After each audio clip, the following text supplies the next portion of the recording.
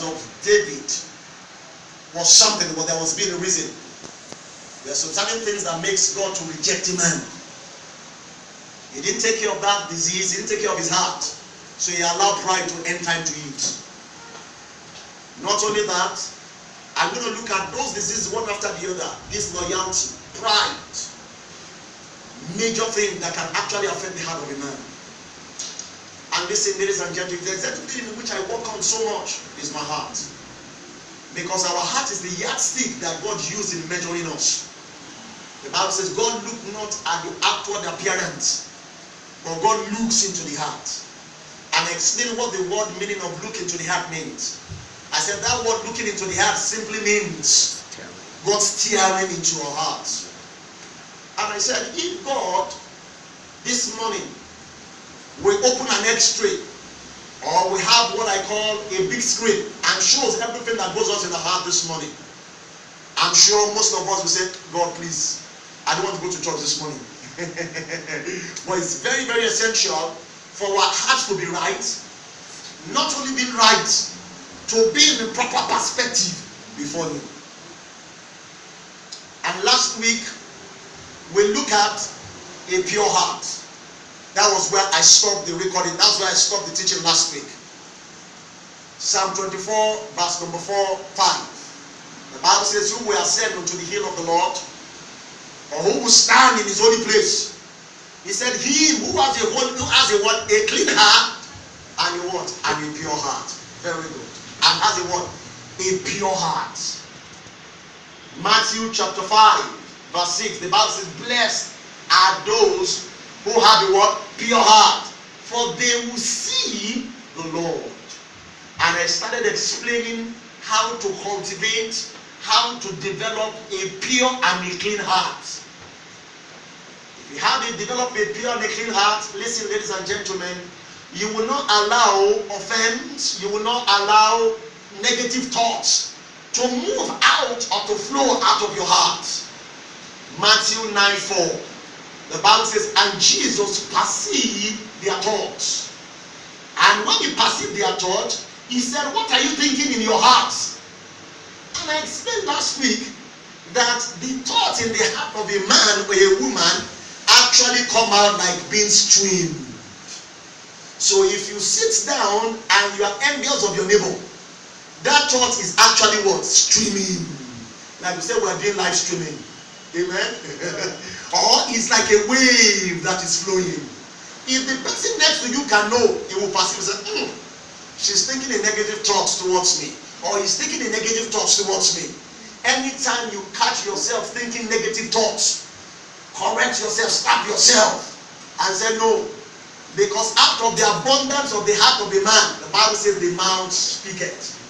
So it's very, very essential. And I told you also last week, Psalm 73, verse 1.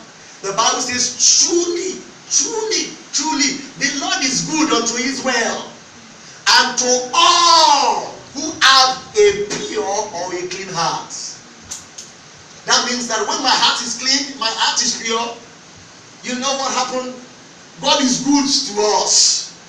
Amen. Are you following me? I've learned to cultivate, develop a clean heart, pure heart. If you don't have anything against it now, go and sort it out. I don't allow you to fester. I don't sit down and say, see the way it's looking this morning. Let the heel of the shoe just come out. It's just doing shakara this morning, as if it's the only one that is spiritual. Don't think evil thoughts. Don't allow evil thoughts to come out of you. Not even only that, thoughts, motives. For out of our heart flows motive. What is the motive of doing what you are doing? What is the mind behind what you are doing? In fact, what you told that brother or what you told that sister, what was your motive behind telling him or her? The Bible says, a whisperer separate the best of friends. You know what, ladies and gentlemen, I've come to discover that many times when the heart of a man has changed, his action also changed. Are you following me? When the act of the man has changed, his action also changed. But when the heart is in the right perspective, listen, ladies and gentlemen, you will see him is just himself. He walks the way he should walk. He relates the way he should relate. He talks the way he should talk. Even though when you make a statement, he doesn't think anything negative to it. The Bible says, to him that is pure, all things are what? Pure. Pure thoughts. Let it be what is coming out of your mind. Let it be what is coming out toward your next neighbor.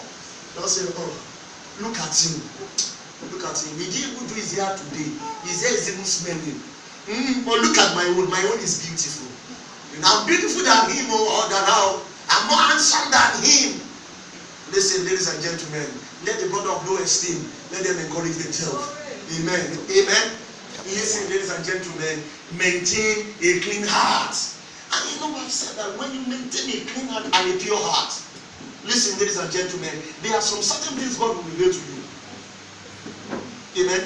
Sometimes some revelation just knows. Why? Because you are flowing from a fountain that is what? Pure. This morning, I'm going to be looking at an enlarged heart. I said the Bible talked about various types of heart. So I've looked at extensively on a clean heart. I've looked at extensively on what it means to cultivate a clean heart. This morning, I'm going to be looking at what it means to have an enlarged heart. Hey. Listen, ladies and gentlemen, I want you to take this very, very important and serious this morning. Because when you have or you develop this type of heart, nothing moves you. Nothing shakes you. Are you following me? Nothing moves you. Nothing shakes you. But first of all, before I start looking at it, I want you to follow me this morning to 2 Chronicles chapter number 24. 2 Chronicles chapter number 24, verse number 2. And 2 Chronicles chapter number 25, verse also number 2. And I'm going to compare these two scriptures. And I'm going to go ahead this morning. I will define and explain what it means to have an enlarged heart. I will describe and define. When you see someone who have an enlarged heart, you will know. Because Jesus has a heart in which he did the work in which he's doing it. Jesus did ministry for 3.5 years. And 3.5 years, the impact was mighty. The impact was undeniable. We have proofs. The reason why he did it was because he did it with a certain type of heart. Judas Iscariot came in contact with the ministry of Jesus also for 3 years, 3.5 years. But the Bible says in the book of Acts of the Apostle chapter number 1, he said it's bishopric, let another man take. What is the difference? The heart. Are you here? Are you following me? Let me tell you, the reason why God changed people is not because they are not beautiful. It's not because they are not capable. It's because of their heart. Why did God change Saul? He said, I found a man after my heart. So I said, I found a man who is after my heart. That means it's after not only partly, but the whole of my heart. But I want you to follow this. And I want you to follow carefully this morning and pay attention. Look at this. 2 Chronicles chapter number 24, verse number 2. 2 Chronicles 24, verse number 2. Good. The Bible says, and Joash, are we all there? Are we all there? The Bible says, and Joash did that which was right in the sight of the Lord all the days of Jehoiada the priest. Look at this. And Joash did that which was right in the sight of the Lord. He did all that was right. But there was a clause there. What was the clause? The clause was this: as long as Jehoiada was the priest was alive, he kept doing what was right in the sight of the Lord. Give me 2 Chronicles chapter 25 verse 2 and look at this. You may do what is right in the sight of the Lord, but if it's not with a good heart, it's not accepted. Did you get that? Did you get that? Did you get what I mean? Did you get what I mean? Look at. This is 2 Chronicles 25 verse 2. This is another person entirely. This is Amaziah. The Bible says, okay, start from verse 1 so that you understand. Let's start from verse 1 so that you understand. Verse 1.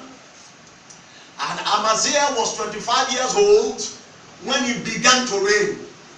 He reigned 29 years in Jerusalem. And his mother's name was Jehoiada.